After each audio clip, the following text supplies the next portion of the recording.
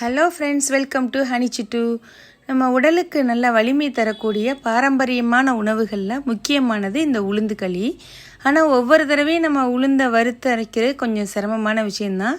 அதுக்கான ஒரு எளிய தீர்வு தான் இந்த இன்ஸ்டன்ட் உளுந்து களி ரெடிமிக்ஸ். இதை நீங்கள் ஒரு தடவை தயார் பண்ணி வச்சுட்டா வெறும் 5 நிமிஷத்தில் சுவையான மணமான உளுந்தங்களி வீட்லேயே நம்ம தயார் பண்ணிடலாம். வாங்க என்னோடய ஸ்டைலில் இது எப்படி செய்கிறதுன்னு பார்ப்போம். இது செய்கிறதுக்காக கருப்பு தோல் உளுந்து 200 கிராம் எடுத்துருக்கிறேன். ஒரு ஸ்டவ் ஆன் பண்ணி அடிகனமான பாத்திரத்தை எடுத்து வச்சுட்டு இந்த உளுத்தம்பருப்பு அதில் சேர்த்துட்டு நல்லா ஒரு கோல்டன் ப்ரௌன் வர அளவுக்கு வறுத்துட்டா போதும். இந்த அளவுக்கு வறுப்பட்டுட்டா போதும். ஸ்டவ் மீடியம் ஃப்ளேம்லேயே இருக்கட்டும். இதை அப்படியே எடுத்து ஒரு பிளேட்டுக்கு மாற்றி நம்ம ஆற வச்சிடலாம்.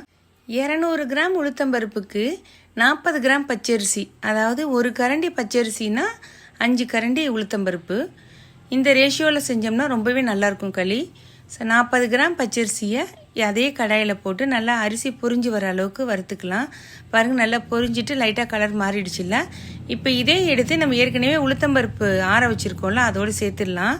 இந்த ரேஷியோவுக்கு 3 ஏலக்காய் சேர்த்தா போதும்.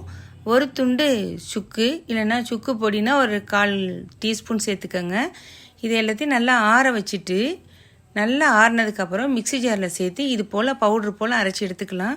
அப்படியே பவுட்ருனா அப்படியே களியாக வர அளவுக்கு ரொம்ப பவுடராக இருக்கணும், சல்லடை போட்டு சலிக்கணும் அப்படிலாம் வேண்டாம். அப்படி லைட்டாக ஒரு குறக்குறப்பு இருந்தால் கூட அந்த களி செஞ்சதுக்கப்புறம் சாப்பிட்றதுக்கு நல்லா தான் இருக்கும். இதை அப்படியே நல்லா ஆற வச்சுட்டு ஒரு காற்று புகாத ஒரு ஏர்டைட் கண்டெய்னரில் உள்ளே போட்டு நம்ம மூடி வச்சிட்டோம்னா ஃப்ரிட்ஜிலலாம் வைக்க வேணாம். ஒரு 3 மாதத்துக்கு இது நல்லாவே இருக்கும். நமக்கு தேவைப்பட்டால் நம்ம கருப்பட்டியோ இல்லை வெல்லமோ சேர்த்து நல்லெண்ணெயோட இதை நல்லா நம்ம களி செஞ்சு சாப்பிட்டுக்கலாம். இதே மெத்தடில் கண்டிப்பாக நீங்களும் ஒரு தடவை ட்ரை பண்ணி பாருங்கள். பிடிச்சிருந்தா இந்த வீடியோக்கு ஒரு லைக் பண்ணிக்கோங்க. உங்கள் ஃப்ரெண்ட்ஸுக்கும் தேவைப்பட்டால் ஷேர் பண்ணிக்கோங்க. இது வரைக்கும் நம்ம சேனலை சப்ஸ்கிரைப் பண்ணலைன்னா சப்ஸ்கிரைப் பண்ணிக்கோங்க. Thank you friends.